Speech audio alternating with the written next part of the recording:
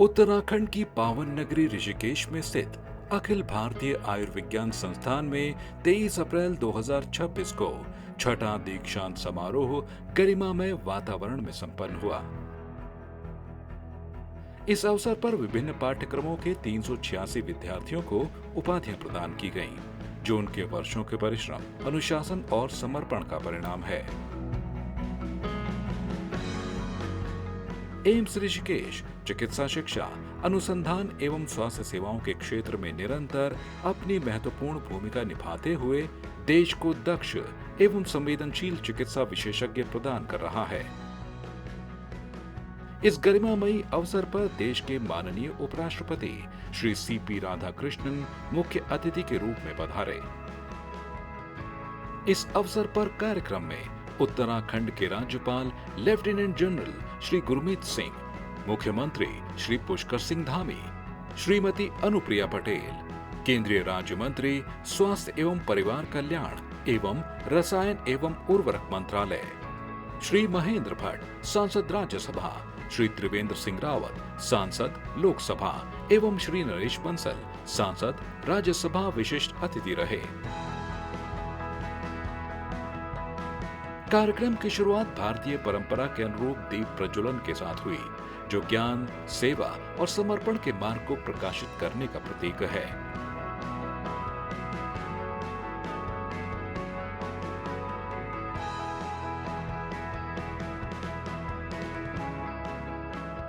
इस अवसर पर संस्थान के अध्यक्ष प्रोफेसर राज बहादुर ने सभी अतिथियों का स्वागत किया।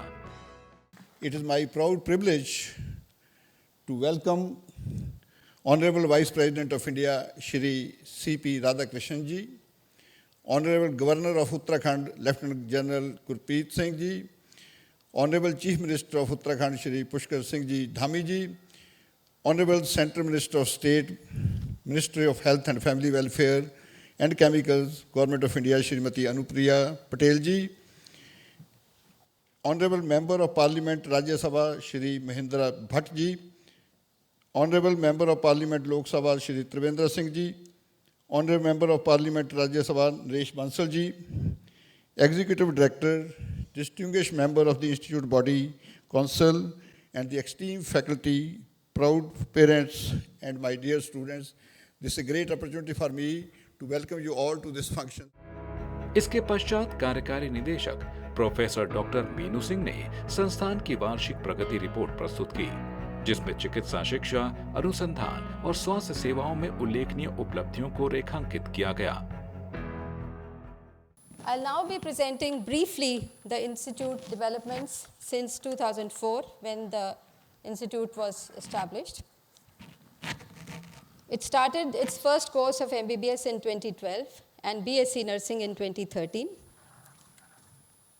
We had an excellent infrastructure of more than 1,000 hospital beds, ICU capacity exceeding 200 beds, with expansion ongoing. We have 122 specialty clinics, and you can see our outpatient department where the number of patients are steadily increasing.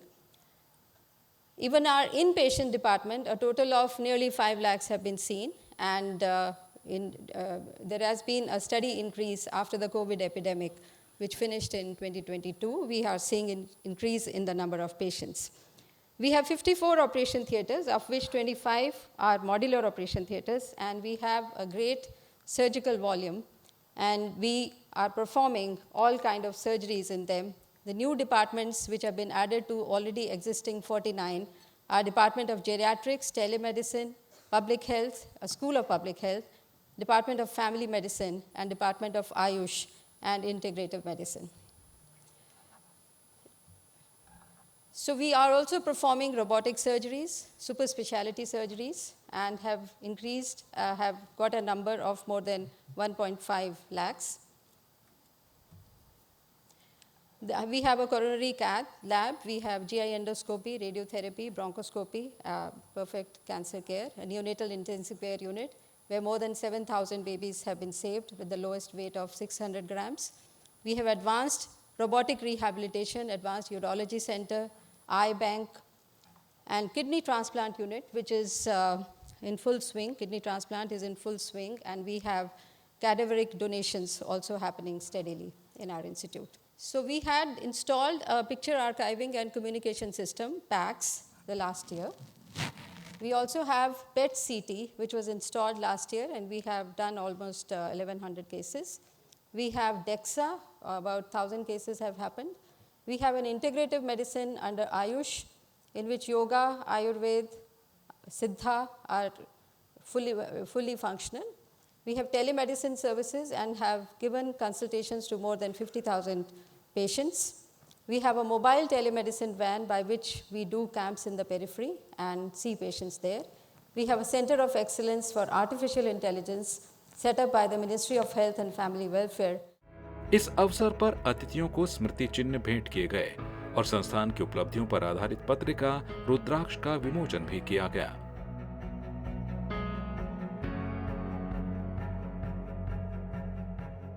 Shrimati Anupriya Patel, केंद्रीय राज्य मंत्री, स्वास्थ्य एवं परिवार कल्याण एवं रसायन एवं उर्वरक मंत्रालय ने अपने संबोधन में छात्रों को शोध और अकादमिक उत्कृष्टता के लिए प्रेरित किया। आज के इस अवसर पर मैं सभी विद्यार्थियों को जो आज ग्रेजुएट कर रहे हैं, जिन्हें आज मेडल्स मिलेंगे, आप सभी को मैं बहुत सारी बधाई और शुभकामनाएं देना चाहती हूं। आज का ये दिन आप सबके लिए बेहद खास है और आज आप अपनी एक लंबी शैक्षणिक यात्रा को पूरा कर रहे हैं और उसके साथ ही जीवन के एक नए अध्याय को भी प्रारंभ कर रहे हैं। मैं आज आपके इस दीक्षांत समारोह के अवसर पर आप सभी विद्यार्थियों को 4 ज़रूरी बातें कहना चाहती हूँ और मैं उम्मीद करती हूँ कि आप जीवन पर्यंत अपनी इस यात्रा में इन 4 बातों का ज़रूर ध्यान रखेंगे।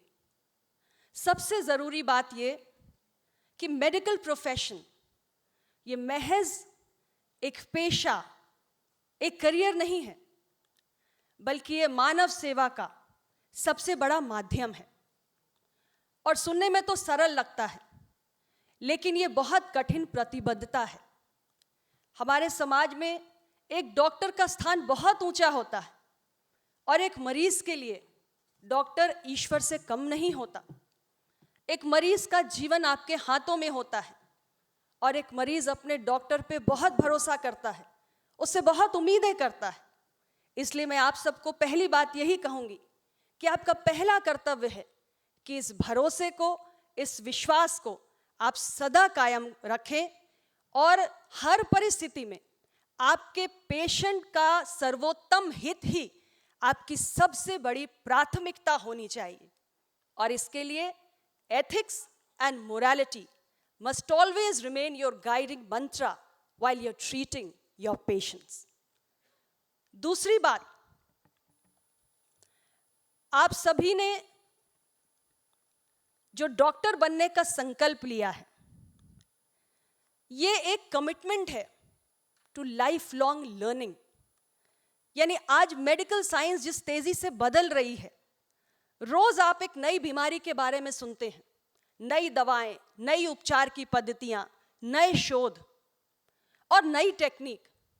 ऐसे बदलते हुए परिवेश में अगर आप बेस्ट पेशेंट केयर आउटकम्स को प्राप्त करना चाहते हैं, तो जरूरी है कि एक डॉक्टर के रूप में आप निरंतर अपनी नॉलेज को, अपने क्लिनिकल स्किल्स को लगातार अपडेट करते रहें। तीसरी बात मैं आपको कहना चाहती हूं कि आपने एम्स जैसे देश के सबसे नामी ग्रामी रेप्यूटेड इंस्टीट्यूशन में अपनी शिक्षा को प्राप्त किया है। निसंदेह आपके पास वो सारी बेहतरीन क्लिनिकल स्किल्स हैं, नॉलेज हैं, जिसकी आपको आपके पेशे में आवश्यकता है। लेकिन आपकी सारी नॉलेज, सारे स्किल्स से बढ़कर एक बहुत ज़रूरी चीज़ होती है जो आपको बताई भी गई होगी, लेकिन आज मैं दोहराना ज़रूरी समझती हूँ कि आपका आपके पेशेंट के साथ कितना प्रभावी संवाद है, कितना इफेक्टिव कम्युनिकेशन है।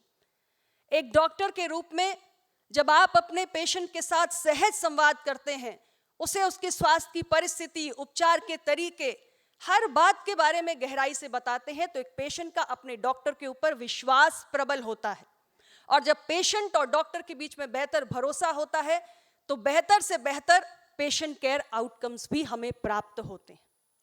और चौथी जरूरी बात मैं आपसे कहना चाहती हूं कि निश्चित रूप से आज आपको आपकी डिग्री मिल रही है, आपके मेडल्स मिल रहे हैं, लेकिन ये सब कुछ जो आपने आज प्राप्त किया है, ये केवल आपका व्यक्तिगत प्रयास नहीं है। इसमें बहुत सारे लोगों का योगदान है।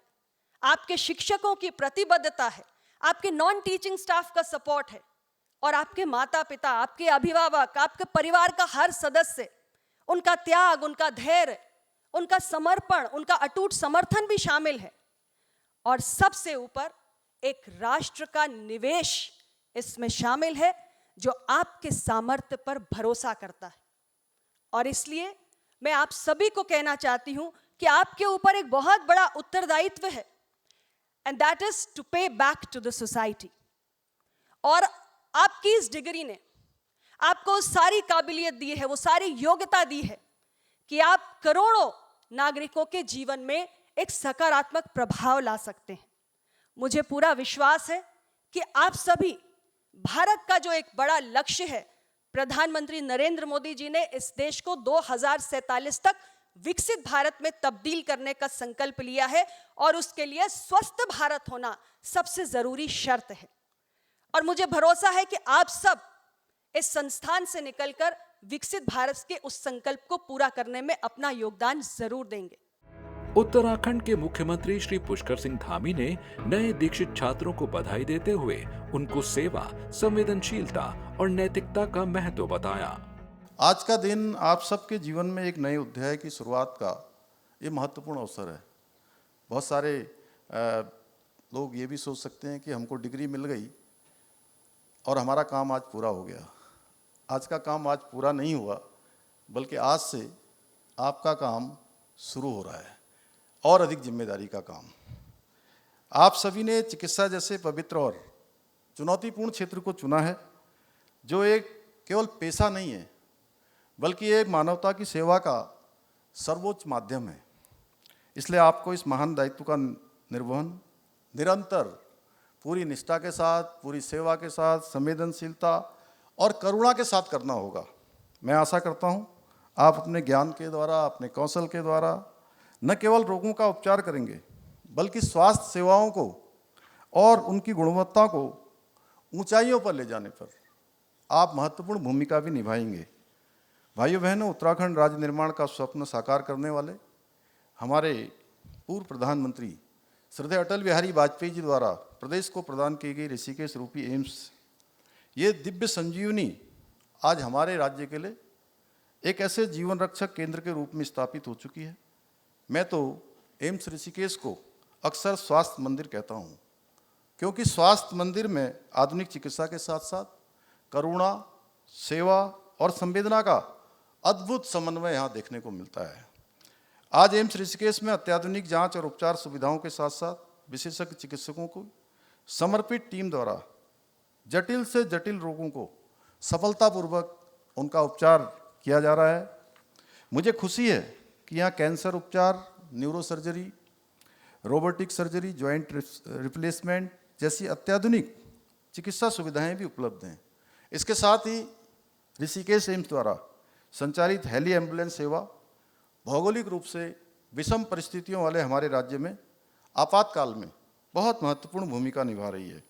इसके अतिरिक्त वर्तमान में उधम सिंह नगर जिले में ऋषिकेश एम्स के सैटेलाइट सेंटर का निर्माण कार्य भी अंतिम चरण में है। बहुत जल्दी उसको भी शुभारंभ होना है, जिसके शुभारंभ होने से कुमाऊं क्षेत्र की और उसके आसपास की उत्तर प्रदेश और आसपास के क्षेत्र से लगे हुए काफ़ी बड़ी आबादी को एम्स ऋषिकेश की उच्च स्तरीय चिकित्सा सेवाएं वहाँ भी प्राप्त हो सकेंगी।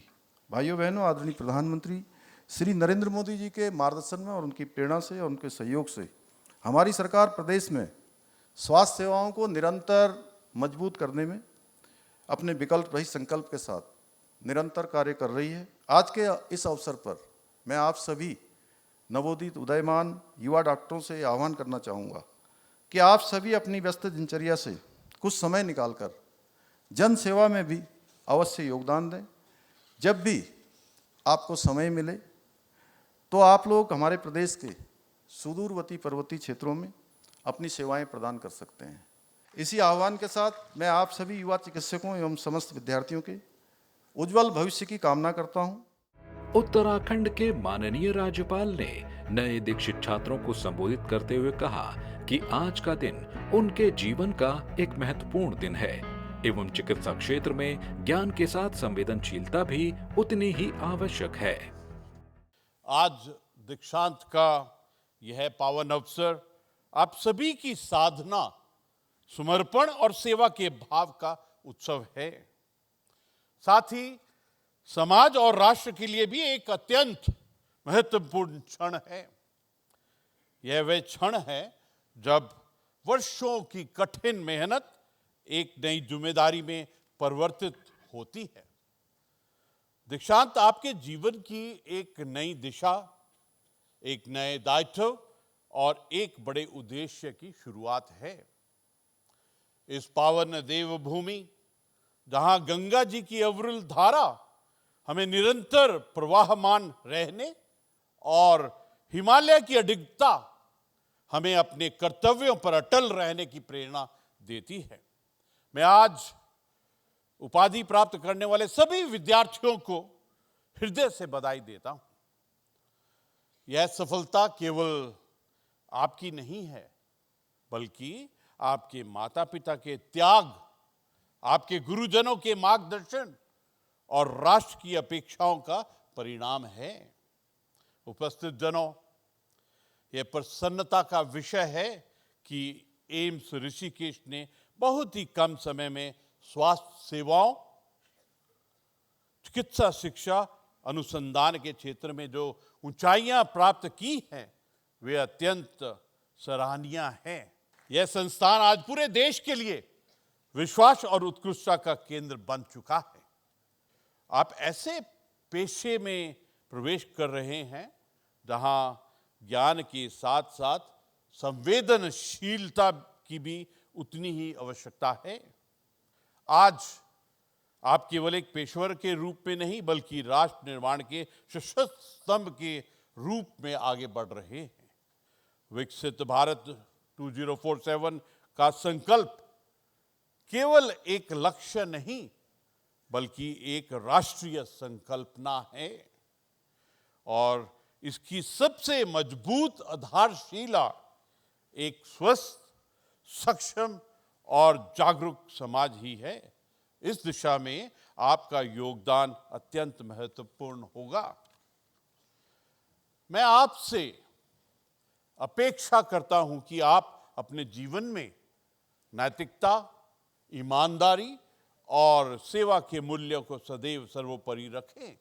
मुख्य अतिथि उपराष्ट्रपति श्री सीपी राधाकृष्णन ने छात्रों को आधुनिक चिकित्सा के साथ पारंपरिक ज्ञान को अपनाने का आह्वान किया तथा अपने चरित्र में ईमानदारी, जिम्मेदारी और सामाजिक समावेशन का संदेश दिया। I am happy to be here today in Devbhoomi, Uttarakhand, which is renowned for its spiritual heritage. To each one of you who are graduating today, I extend my heartiest congratulations from the bottom of my heart.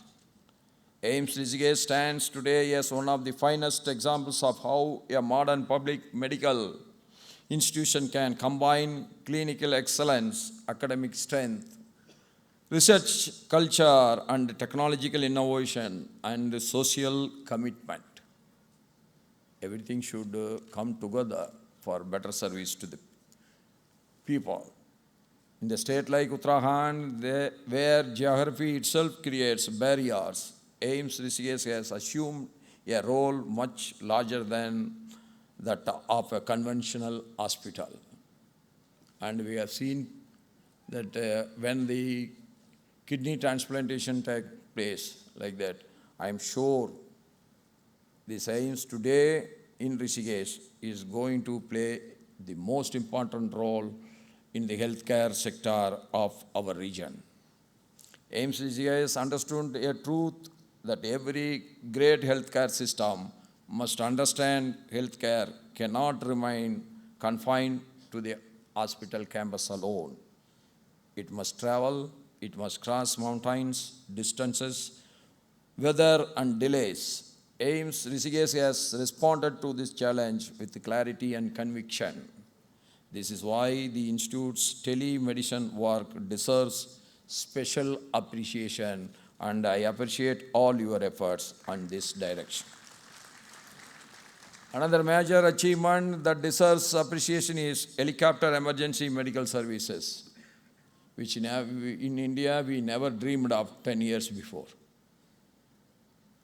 We have seen only in the Hollywood pictures. Now it becomes reality in our country too.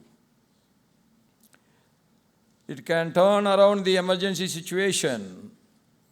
The use of drones to deliver emergency medicines to the pilgrims during the Char Dham Yatra and in remote areas of Uttarakhand is also commendable. This is a compelling example of public health innovation because it solves a very old problem: how to ensure that the right medicine reaches the right place in the right time. It's also a matter of satisfaction that AIMS Rishikesh has consistently secured its place among the leading medical institutions of the country in the National Institutional Ranking Framework. In the NIRF 2025 rankings, AIMS Rishikesh has been ranked 13th in the medical category, reaffirming its standing among the top medical institutions in India. I'm sure with all your devotion and hard work, AIMS will improve its ranking in the coming years, and I'm sure your ranking will go up in a year or two, so that again I may be coming here for a convocation. At that time, your ranking may be 8, 7, 5, or 6, and one day it should reach the top in the country. That is my wish, and I wish you all for that.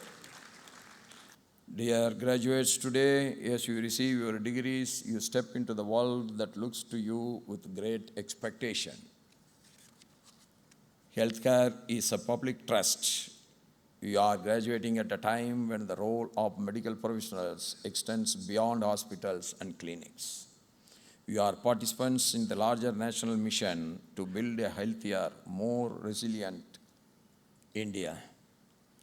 Whether it is through preventive care, rural outreach, research, or innovation, your contribution will shape not only individual lives, but the trajectory of our entire society. At the same time, your journey must remain anchored in the timeless values of empathy, integrity, and service. In a country as vast and as diverse as ours, the true measure of progress lies in how well we care for the most vulnerable. Let this convocation be a call to action. Contribute as responsible citizens committed to the ideals of equality, inclusiveness, and nation building. I also commend the parents and the teachers whose unwavering support and dedication have shaped the journey of these young graduates to this level. Parents have been the silent pillars of strength, making countless sacrifices and nurturing values. They go beyond academic excellence. Teachers, with their tireless commitment, have imparted knowledge and skills essential in the noble profession of medicine.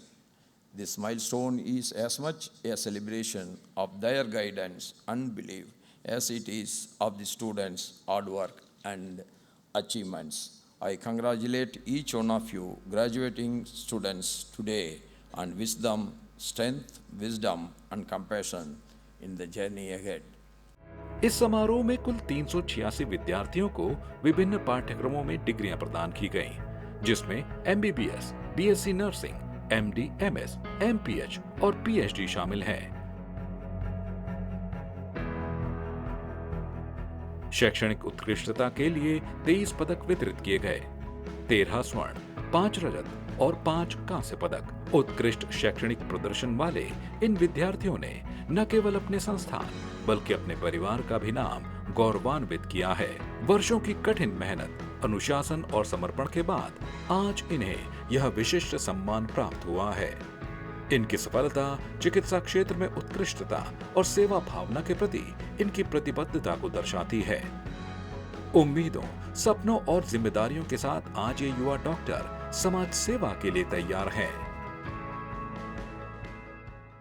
It is a surreal experience to be awarded by this much honor, and as an idea, I would like to ask all my fellow juniors who are aspirating to become a doctor. It's a very asking profession.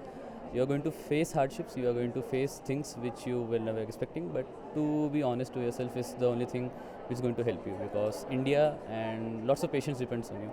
So be honest with yourself and continue. I'm very proud to be part of this institute, AIIMS Rishikesh. Today was a convocation and I've got my degree, and I'm looking forward to serve humanity by as much as I can. At this moment, I feel extremely honored because as the Vice President of the country just gave his speech, it comes with a great responsibility, and I know, being an emergency medicine physician, I know it is my responsibility to give care, not just care, the primary care that has to be given to every patient who comes to at my doorstep.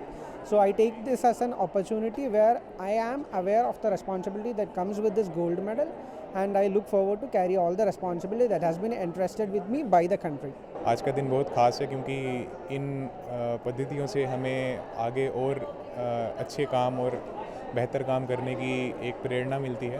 Cancer चिकित्सा जैसे कि oncology एक बहुत ही कठिन branch मानी जाती है, और भारत जैसे क्षेत्र में जहाँ कैंसर का प्रभाव बढ़े ही जा रहा है, हमें ज़्यादा से ज़्यादा रिसर्च करने की आवश्यकता है। तो मेरा आगे का एक यही सोच है कि मैं कैंसर के चिकित्सा में कुछ और रिसर्च या कुछ और नई प्रणालियाँ भारत में लाने की कोशिश करूँ, और ये आज की समारोह से मुझे इसमें और ज़्यादा प्रोत्साहन मिला है। यहाँ पे हमें एक बहुत ही एडवांटेज मिला क्योंकि यहाँ पे सारी आधुनिक तकनीकें सब कुछ हैं जिससे हमें प्रशिक्षण या और ट्रेनिंग मिली है। इस ट्रेनिंग को हम आगे जाके यूज़ कर सकते हैं आज के नए वर्ल्ड में। जैसे आजकल रोबोटिक सर्जरीज है, यहाँ पे ऑलरेडी रोबोट है जिसको हम आगे जाके जो हमने सीखा है, जिस पे हमने काम किया है, तो हम इस चीज़ों को आगे जाके लोगों के भलाई में लगा सकते हैं। तो इस तरीके से एम्स का सफ़र काफ़ी अच्छा रहा है। एम्स ऋषिकेश का यह दीक्षांत समारोह केवल एक औपचारिक आयोजन नहीं बल्कि एक नए युग की शुरुआत है, जहां चिकित्सा और मानवता का संगम दिखाई देता है। आज दीक्षित हुए ये विद्यार्थी अपने ज्ञान, कौशल और सेवा भाव के साथ देश की स्वास्थ्य सेवाओं को सशक्त बनाने में महत्वपूर्ण भूमिका निभाएंगे। यह अवसर न केवल उनकी शैक्षणिक उपलब्धि का प्रतीक है बल्कि समाज के प्रति उनके दायित्वों की एक नई शुरुआत भी है।